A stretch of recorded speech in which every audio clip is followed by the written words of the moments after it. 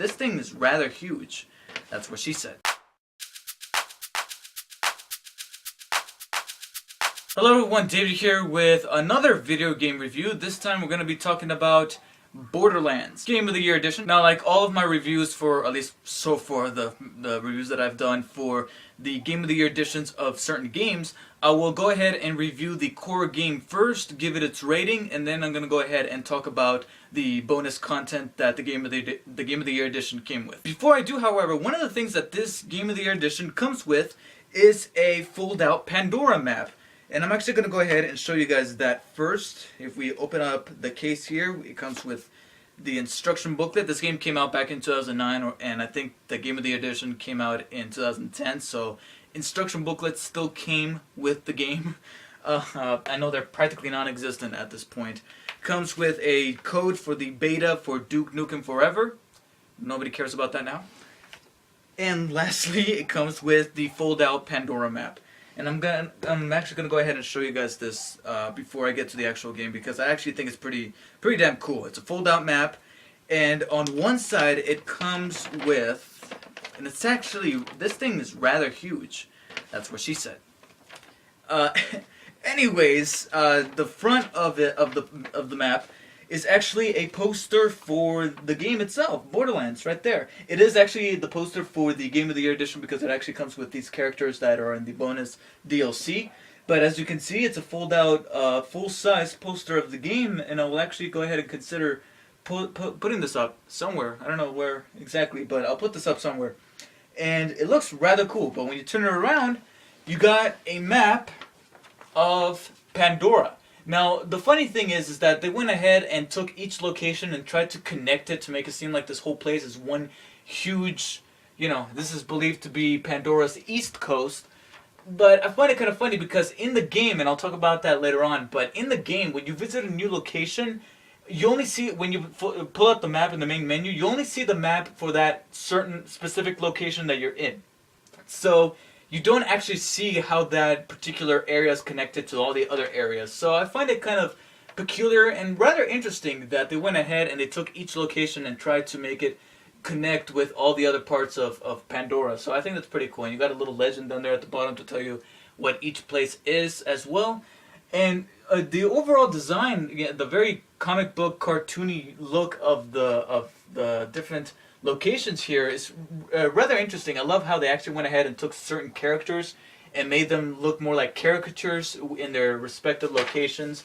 Here we have Sledge. Over here we have some Lance officers, and they look like bobbleheads. So I really like that. This is a nice little novelty to come with the Game of the Year edition. So I think it's rather cool. And now let me see if I could actually fold this up so that I don't tear it apart.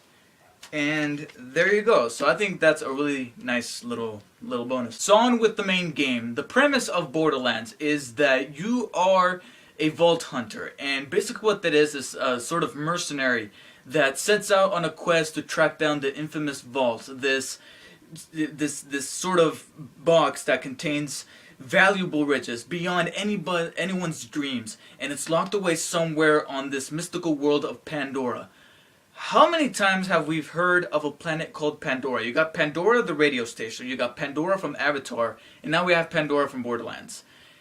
We gotta think of another name for a planet besides Pandora, guys. But this vault was brought to this planet from this very ancient alien culture. And ever since it has reached there, all of these bandits and mercenaries and outlaws have practically roamed the whole world of Pandora and made it their own in search of this infamous vault. And you end up joining the race in searching for the vault filled with riches beyond your wildest dreams before anybody else does. Now the thing about this game is that it is very much a premise-driven game, not a story-driven game, because the story practically stops right there and then. It doesn't exactly go beyond that. It sets you up with a premise through a nice little once upon a time kind of opening cutscene that I really liked. But beyond that, the story does not progress whatsoever, nor do any sort of character development or characters in general. And it's pretty much, kind of like Saints Row, where it does not focus on the story or the characters. But unlike the Saints Row games, it doesn't take that and say, oh, let's make it, just completely over the top and ridiculous and just let you enjoy the ride. No, it just decides to take its focus away from the story and the characters or any resemblance to that, and put its focus on the two genres that it's trying to fuse together: action RPG and first-person shooter. Because this is one of those games that, through this generation of video gaming, took those two genres and fused them into something that reinvented the format of taking two genres and putting them together into one game. And it does it very well. I mean, all of the elements for each genre, it's here. The first-person shooter perspective is great. All the mechanics work. They play out in a somewhat basic manner, even down to the button layout. Although I will say I found it just a little weird. Not exactly awkward, but a little off-putting, for me at least, that the L2 and the R2 triggers were the ones that were used to aim down my sights and shoot, because most of the time the L1 and R1 buttons are the ones that I use to aim and shoot. So I thought that probably was the only change to the button layout, but everything else works the same. X is for jumping, square is for accessing different things or using certain items, circle is to crouch, and triangle is to switch between your weapons, as well as the D-pad, depending on what weapon you assign each directional button. The only thing that I kind of wish that they would have done is to go ahead and take a little note from Call of Duty and add a crawling button, in which you press the circle again. You press the circle once and you crouch, but when you press it twice, you actually get down on the floor and you're able to crouch to crawl across the floor in hopes of taking cover from enemies. That isn't exactly here, but I can do without it. But aside from having good mechanics with the first-person shooter perspective of this game, the AI helps out in making the first-person shooter mechanics in this game stand out more, because it actually feels like a challenge. It doesn't feel like I'm just going through the motions when doing the first-person shooter things that happen in this game, because it genuinely felt like a shooter. The enemies, depending on how they were designed or what kind of enemies there were in the first place, actually acted like they were supposed to be, so that when I was fighting just a regular burglar or a shooter, they would actually be a little tactical in hiding behind certain things, or they would keep moving that way. Whenever I would use my sniper, I would have to focus my sights straight on him and make sure that I got him on my sights before I even pulled the trigger, because every now and then my ammo would become a little limited, which I really enjoyed, and that plays into the RPG elements of this game. But every now and then a psycho would appear. Psychos are the guys who just went crazy looking for this vault, down to the point where they have downgraded to cannibalism and wearing crazy looking, but actually crazy and cool looking masks. And being the fact that they're psychotic, they're just gonna charge straight onto you. Like, who is it? Heart? Is it Heart? Yeah, I think it's Heart.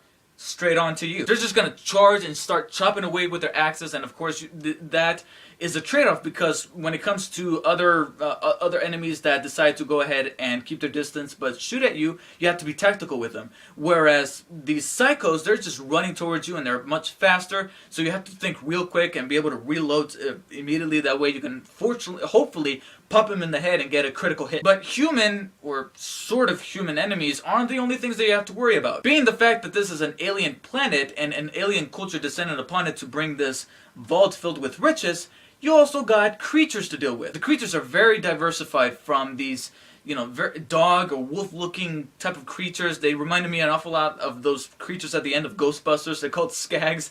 And you also got other, spider-looking creatures, and some that look like slugs. The slugs were the worst. They looked icky, and whenever you shoot them, they exploded, and the slime not only would just burst out like a zit or something, but that slime happened to hurt you because it happens to be acidic. So I thought that was really clever. And just the design for all these creatures, as well as some of the human characters, whether they be enemies or allies, were really well designed. But the first-person shooter elements of this game are really polished. Like I said, the button layout is really good, and the AI for the enemies doesn't make me feel like an idiot playing this game, because it actually feels like a challenge.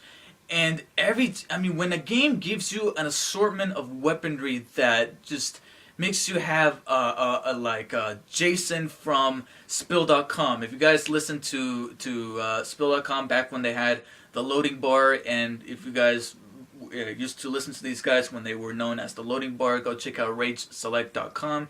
That is now their new site where they do video games and stuff.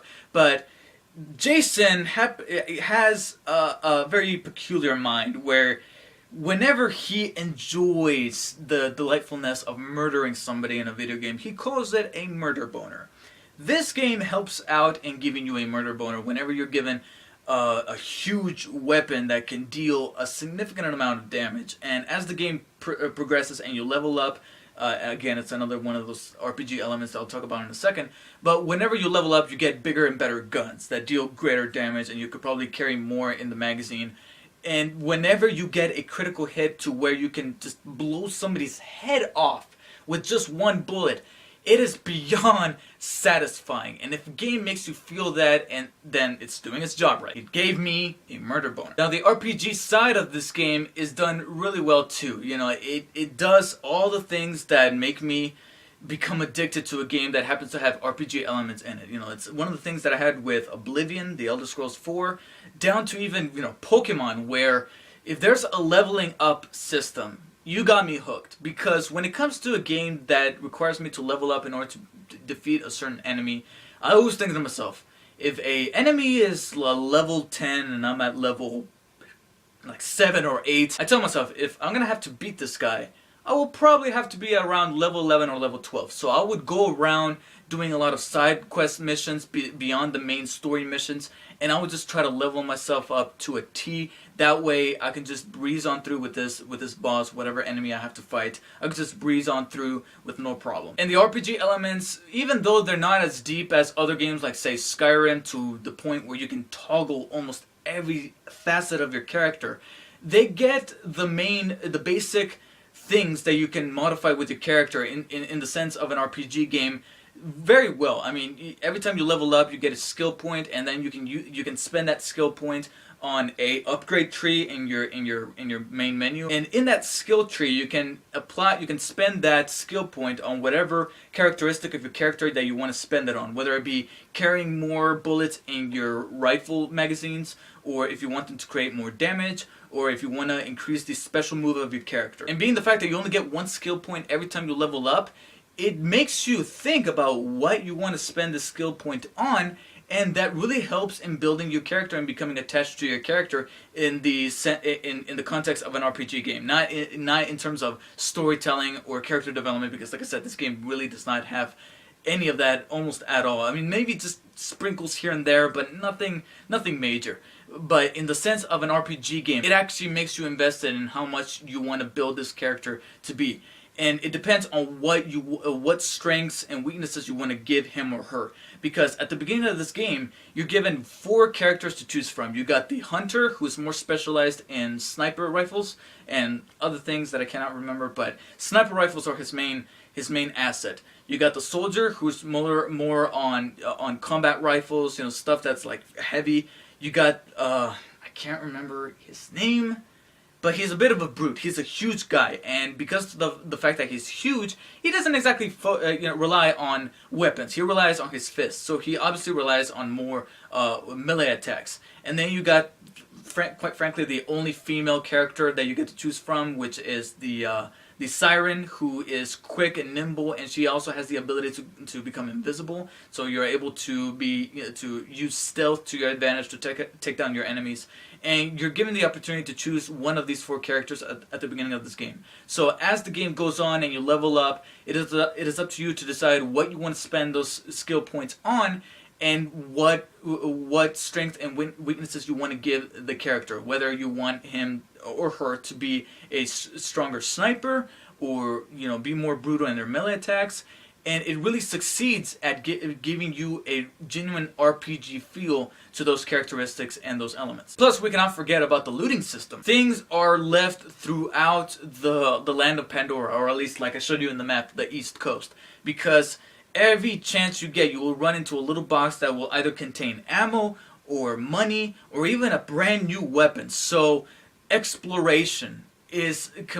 do not underestimate exploring in this game. Don't just go to the mission, do it, go to this, explore every location that you're in, because you're gonna be lucky you're dead, because every now and then you'll find a weapon that's even better than the one you had before. You'll find more money that way you can spend on either ammo or better weapons or just anything else that you can purchase. If you're in need of health, maybe you'll find a vial that will help you out. So exploration is definitely recommended for this game. So if you're the kind of person that goes from A to B, you're not going to do this game justice. And both of these elements are fused together, and it's done practically in harmony, because one did not feel like it toppled the other. There was a genuine balance.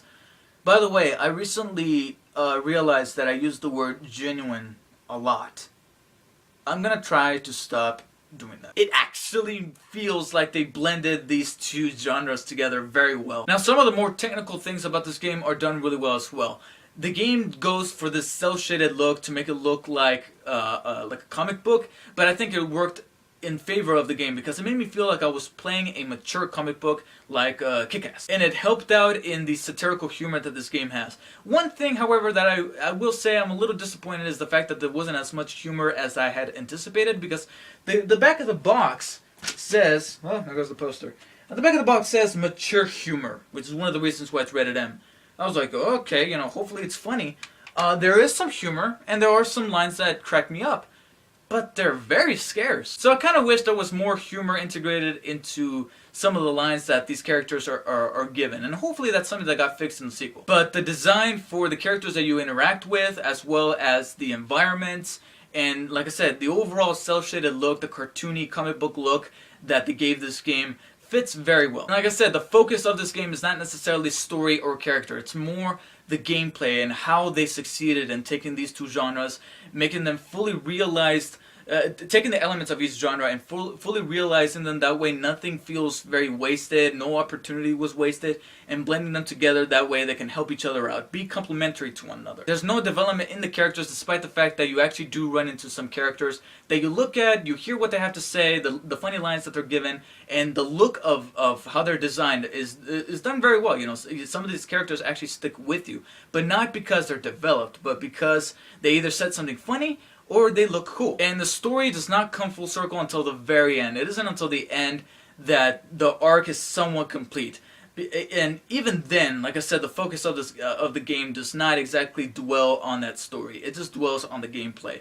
The only sprinkles of story that are put into the gameplay is whenever a mysterious woman pops up on your heads-up display. She's dubbed the Guardian Angel. She's the mystical voice that guides you from point A to point B, saying, hey, this is where you have to go now if you want to find the vault. Don't ask who I am, that's not important, just go here, go there, go there. Although I gotta be honest, that lady freaked me out. She has a very soothing and calming voice that I really liked hearing, but whenever she popped up, I'm like, God, we just stop doing that. And what helped in that effect is the fact that they actually went ahead, at least I believe so, they used live footage for this woman.